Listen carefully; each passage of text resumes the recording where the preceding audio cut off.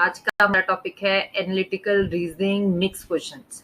आज जो हम क्वेश्चंस करने वाले हैं ये सारे प्रीवियस ईयर के क्वेश्चंस हैं, तो इसमें सारे टॉपिक्स मिक्स हैं। Course of action, assumptions, arguments, cause and effect, inferences जो हमने अभी तक किए, ये हर एक पेपर के लिए इंपॉर्टेंट है।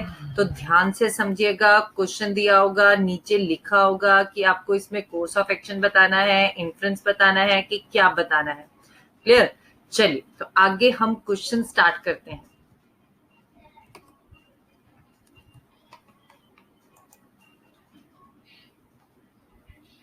क्वेश्चन में लिखा है, फर्स्ट क्वेश्चन में, a recent report points to the fact that what stands between girls in village Rigardi and in good education.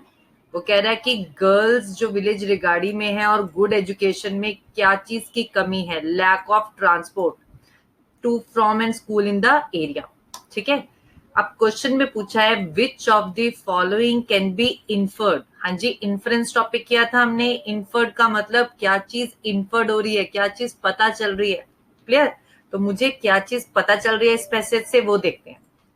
First point है, everyone living in Rigardi faces problem in commuting. बिल्कुल गलत। दूसरे में कह रहे हैं discrimination against girls is more evident in Rigardi than in other villages. ये भी गलत। The report has shown Rigardi in a poor light. ये भी गलत। फोर्थ में कह रहे हैं the school in Rigardi is not at a walking distance from the village. तो ये ठीक है कि वॉकिंग डिस्टेंस पे नहीं है। क्लियर? तो फर्स्ट क्वेश्चन दोबारा से रिपीट कर रही हूं। उसने कहा बताइए कि क्या कमी है कि लड़कियां और गुड एजुकेशन में, और उसने मुझे बोला lack of transport to school और द एरिया। तो अब मेरे पास इस पैसेज से क्या चीज इन्फर्ड हो रही है, ये चीज कि जो स्कूल है वो वॉकिंग डिस्टेंस पे नहीं है। चलिए नेक्स्ट क्वेश्चन में पढ़ चलते हैं।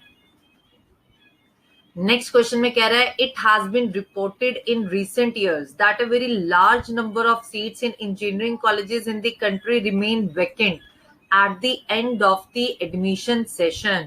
वो कह रहा है कि हमने रिसेंट ईयर्स की रिपोर्ट से देखा है कि बहुत सारी सीट्स इंजीनियरिंग कॉलेजेस में वैकेंट पड़ी है, खाली पड़ी है जब एडमिशन सेशन स्टार्ट हुआ था।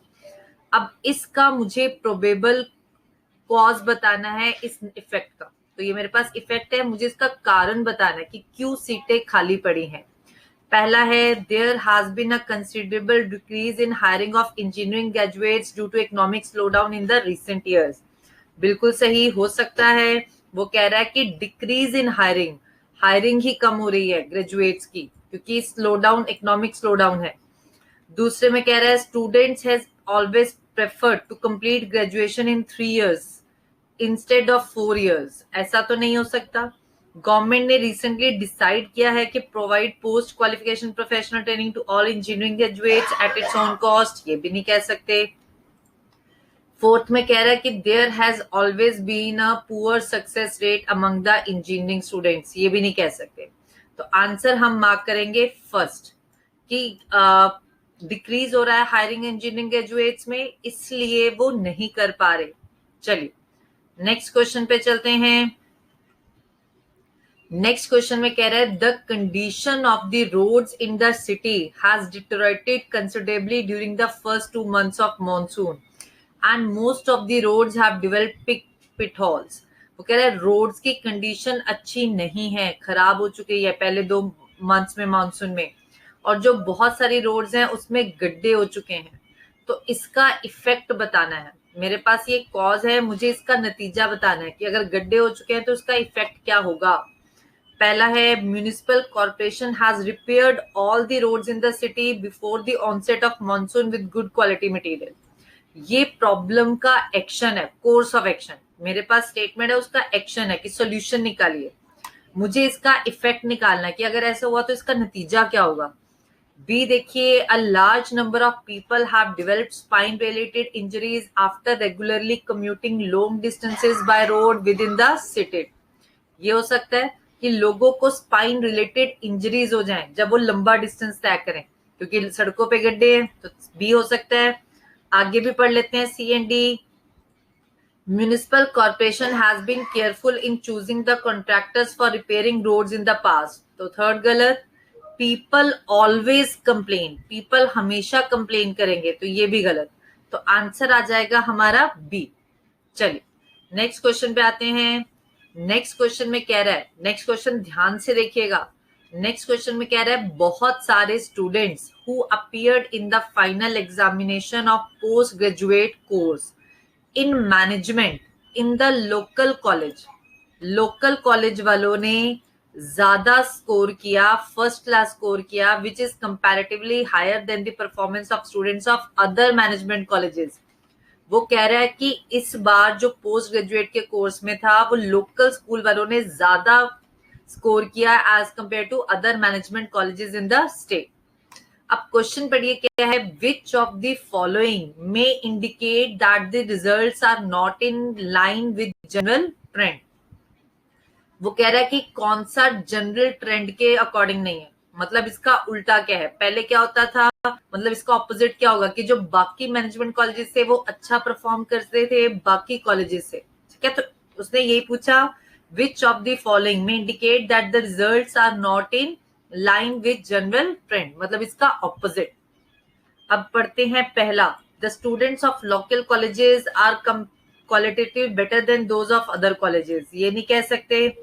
बी है the authorities of other management colleges in the state are stricter in their standard for evaluation, ये भी नहीं कह सकते। The students of other management colleges in the state performed better than the students of local colleges in all the previous examination, ये कह सकते हैं कि जो पहले क्या होता था बाकी कॉलेजेस थे वो ज्यादा अच्छा परफॉर्म करते थे। इसमें क्या कह रहा है कि लोकल कॉलेज ने परफॉर्म बेटर किया, इसमें कह रहा है कि जो बाकी कॉलेजेस थे वो ज्यादा अच्छा परफॉर्म करते थे, तो ये बिल्कुल इसका वो चीज हो गई, तो इसमें आंसर आ जाएगा सी। चलिए नेक्स्ट क्वेश्चन पे आते हैं। नेक्स्ट क्वेश्चन में कह रहा है it has been reported in many leading newspapers में आया है कि जो करंट ईयर का मॉनसून है वो एक्सपेक्टेड लेवल से कम होगा, कई पार्ट्स में कंट्री में एडिक्वेट रेनफॉल नहीं होगी, ठीक है। It has been reported in many leading newspapers कि जो करंट ईयर का मॉनसून है वो मतलब कम होगा, अलग अलग पार्ट्स ऑफ कंट्री में, many parts of the country में still not getting adequate rainfall. Which of the following can be the possible fallout of the above situation? Fallout मतलब इफेक्ट, इसका इफेक्ट क्या होगा अगर बारिश कम होगी तो। पहला है people from these affected areas with less rainfall may migrate to urban areas।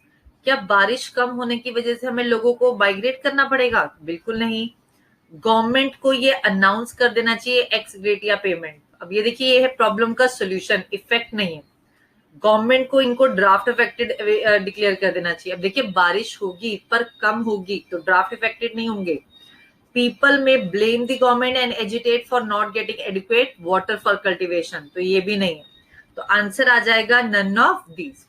इसमें आंसर क्या बनता कि अगर बारिश कम हुई, खेती खराब हो गई, सब्जियां महंगी मिलेंगी, तो इसका इफेक्ट क्या होगा, ऐसा कुछ, ठीक है। तो इसमें ऑप्शन नहीं है, तो आंसर आ जाएगा नन ऑफ दीज। चलिए नेक्स्ट क्वेश्चन पे आते हैं। 6, there has been a spate of rail accidents in India in the recent months, killing large number of passengers and injuring many more।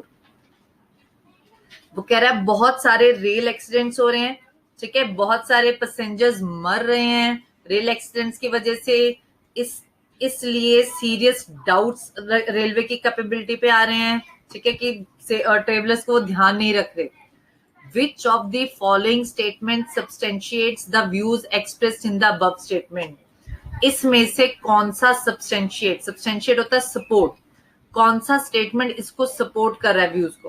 पहला, Indian railways is known for providing best comfort to its passengers, ऐसा तो कुछ नहीं support कर रहा।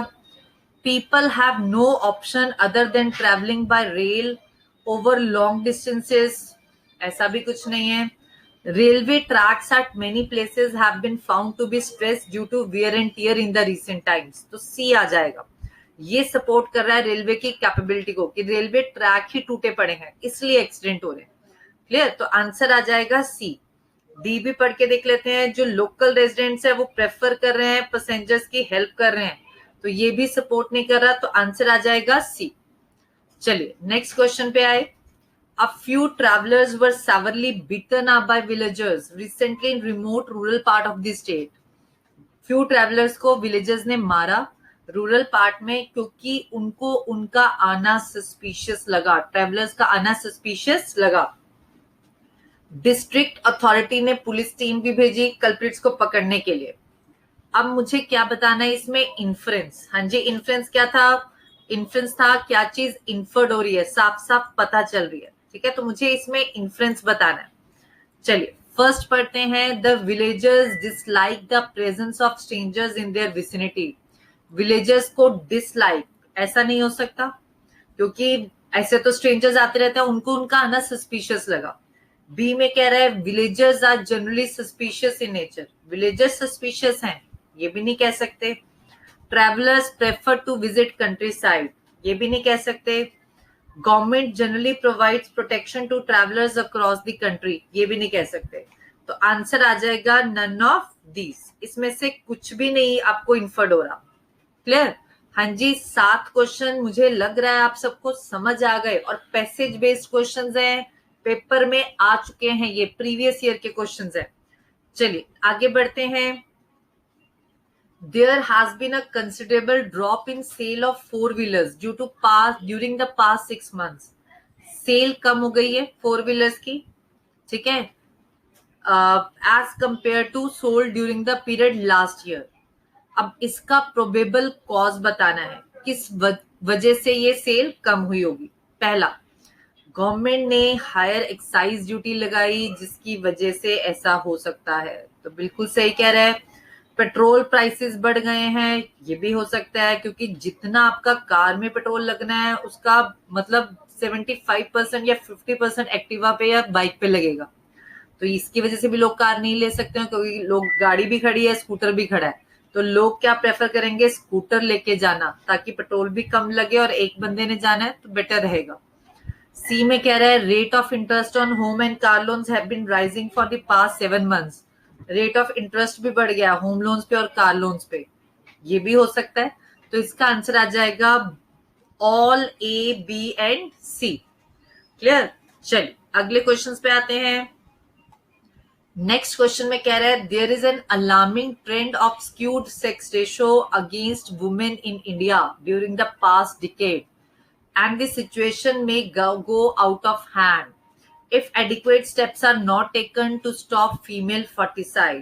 वो कह रहा है अलार्मिंग ट्रेंड है स्क्यूड सेक्स रेशियो का अगेंस्ट वुमेन, ठीक है, अगर हमने स्टेप्स नहीं उठाए तो एडिक्वेट स्टेप्स नहीं उठाए तो हम फंस सकते हैं।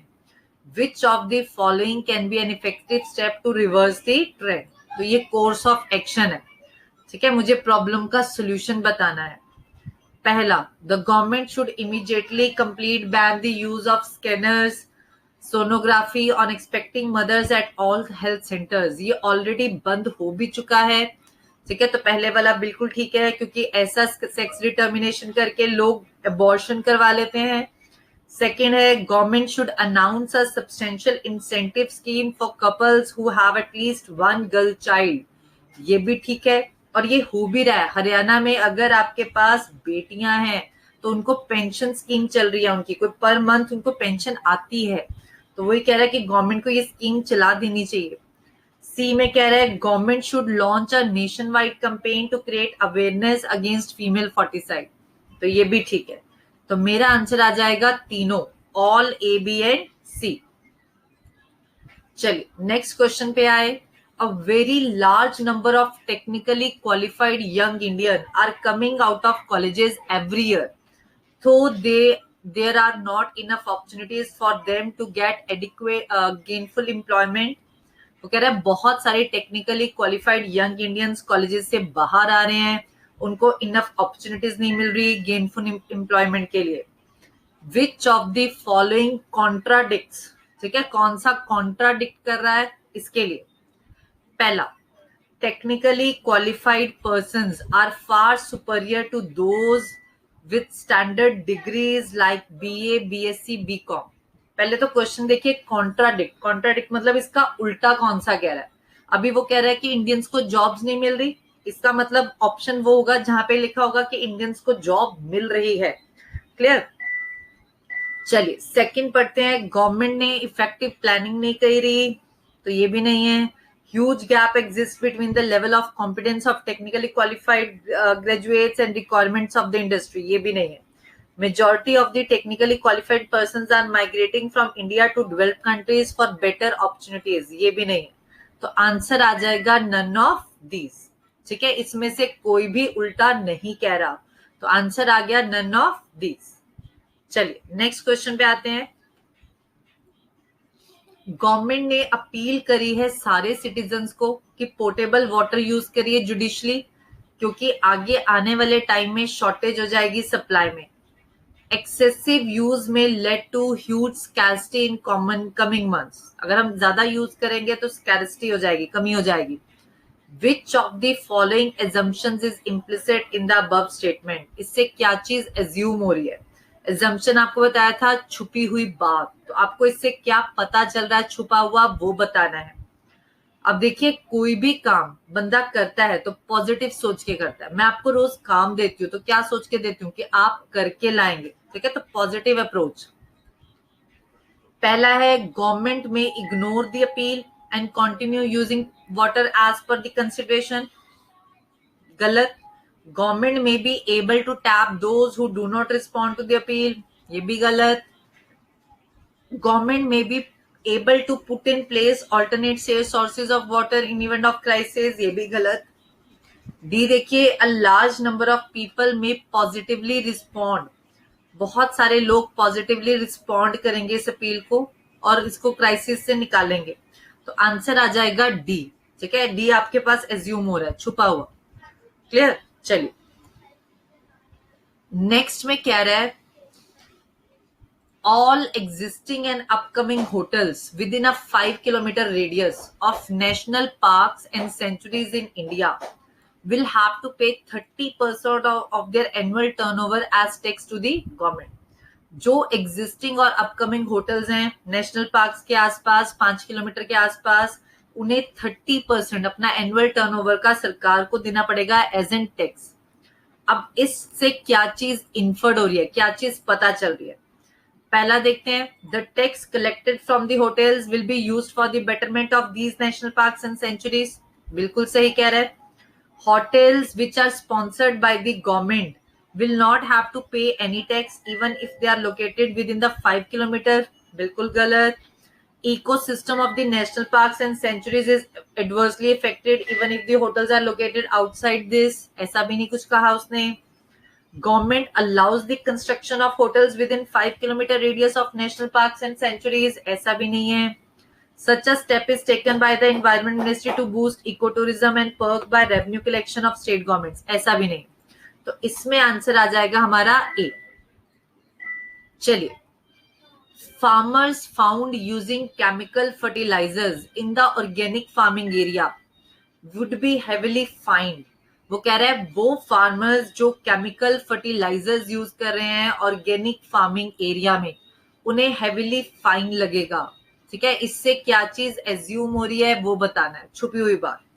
अब देखिए जैसे उसने कहा farmers using chemical fertilizers in organic farming area. अब आपको ये तो पता होगा ऑर्गेनिक फार्मिंग अलग होती है और केमिकल फार्मिंग अलग होती है। केमिकल फार्मिंग में आप केमिकल फर्टिलाइजर्स यूज कर सकते हैं, पर ऑर्गेनिक फार्मिंग में केमिकल फर्टिलाइजर्स यूज नहीं हो सकते। ठीक है, अब इससे क्या चीज एज्यूम हो रही है वो बताना है। पहला है chemical fertilizer harm the crop. अब देखिए अगर यहां लिखा होता chemical fertilizer harm the organic crop तो ये बिल्कुल सही था। अब केमिकल फर्टिलाइजर्स केमिकल क्रॉप्स को हार्म नहीं करते।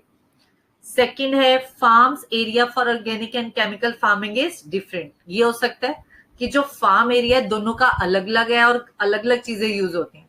ठीक है, केमिकल फर्टिलाइजर्स यूज किए जाते हैं केमिकल फार्मिंग में, ऑर्गेनिक फार्मिंग में वो लस्सी वगैरह घर के प्रोडक्ट्स यूज करके ऑर्गेनिक प्रोडक्ट्स प्रोड्यूस किए जाते हैं। ठीक है, तो बी आ सकता है। सी डी ई भी पढ़ लेते हैं। Farmers who do not use chemical fertilizers in the chemical farming area would be penalized as well। हाँ जी, assumption में आपको मैंने बताया था आपको हमेशा पॉजिटिव सोचना है, नेगेटिव नहीं सोचना, पॉजिटिव अप्रोच रखनी है, तो सी गलत। All farmers undertake both these kinds of farming, ऐसा कुछ नहीं लिखा। Organic fertilizers are banned in the area of chemical farming, ऐसा भी नहीं लिखा। ठीक है, तो आंसर आ जाएगा अपना बी। चलिए नेक्स्ट क्वेश्चन पे चलते हैं। ये आजकल 3 या 4 का सेट आ रहा है, तो ध्यान से समझिएगा। 13 से 16, अब देखिए 13 से 16 में आपके पास ये ई पॉइंट तक सारे सेम है, तो ये ध्यान से पढ़िएगा। Steve Job himself said it, Steve Job ने अपने आप कहा, it's smart to take an existing idea and enhance it beautifully. Steve Job ने कहा स्मार्ट वर्क करो, ठीक है, पुरानी चीज को उठाओ और उसमें चेंजेस करो। एप्पल ने भी किया, ठीक है, और मोर सक्सेसफुल ब्रांड्स भी कर रहे हैं। अगर आपको सक्सेसफुल बनना है तो आपको इनोवेशन करना चाहिए, जो कॉम्बिनेशन है इनोवेशन और इमिटेशन का। क्लियर? तो स्टीव जॉब कह रहा है स्मार्ट वर्क करिए, पुरानी चीज उठाइए और उसमें चेंजेस करिए, ठीक है, इनोवेशन करिए, इनोवेशन मत करिए। अब मेरे पास ए टू ई पॉइंट्स हैं, तो मैं लिख लूंगी पॉइंट्स को कि कौन सा इनोवेशन के फेवर में और कौन सा इनोवेशन के फेवर में।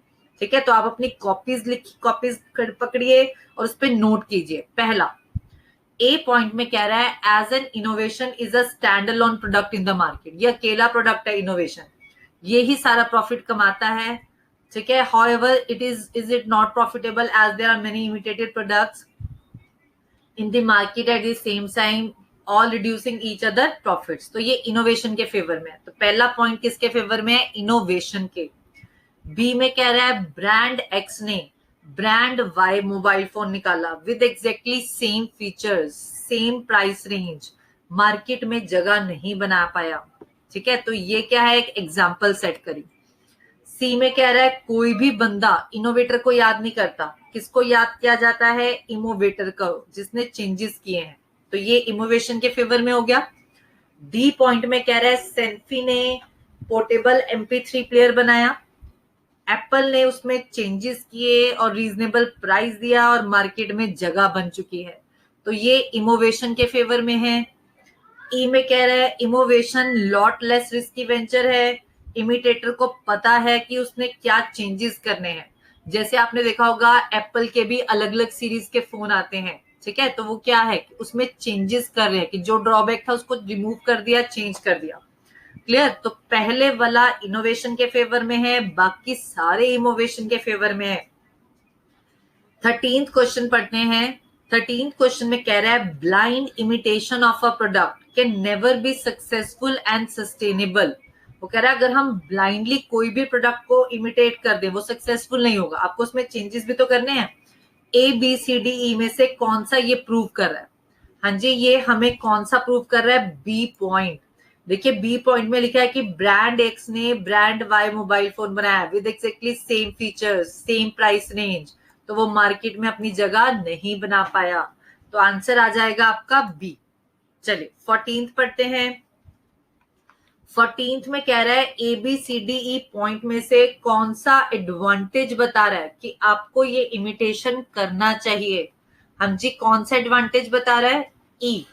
ई में आपको उसने क्या बोला कि ये लेस रिस्की वेंचर है, तो रिस्की नहीं है, उसे पता है कि इसमें क्या चीजों की कमी है, जो वो चेंजेस डाल देगा और जगह बना लेगा। तो क्या आ जाएगा? सी ऑप्शन मतलब ई। चलिए नेक्स्ट है ABCDE में से कौन सा कॉन्ट्राडिक्ट कर रहा है? above would contradict the fact that imitation of product is a successful market strategy। मतलब कौन सा इनोवेशन के फेवर में, और हमारा वो एक ही पॉइंट था ए, जो इनोवेशन के फेवर में था। तो ए मतलब A option.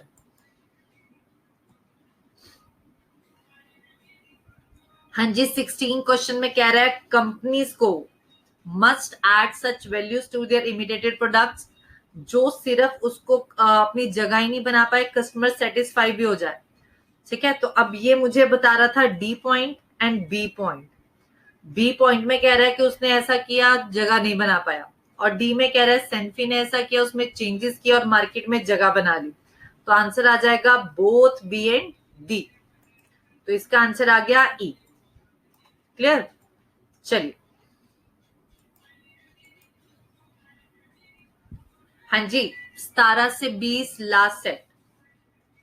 Small brands are now looking beyond local grocery stores and are tying up with supermarkets such as Big Bazaar to pull their business out of troubled waters. वो कह रहे हैं जो छोटे छोटे ब्रांड्स हैं वो अपनी छोटी छोटी दुकानों से बाहर निकलना चाहते हैं, टाई अप कर रहे हैं बिग बाजार की तरह, ताकि अपने बिजनेस को ट्रबल्ड वाटर से निकाल सकें. ठीक है, तो पहला question 17, which of the following can be inferred. Inferred मतलब क्या चीज साफ साफ पता चल रही है.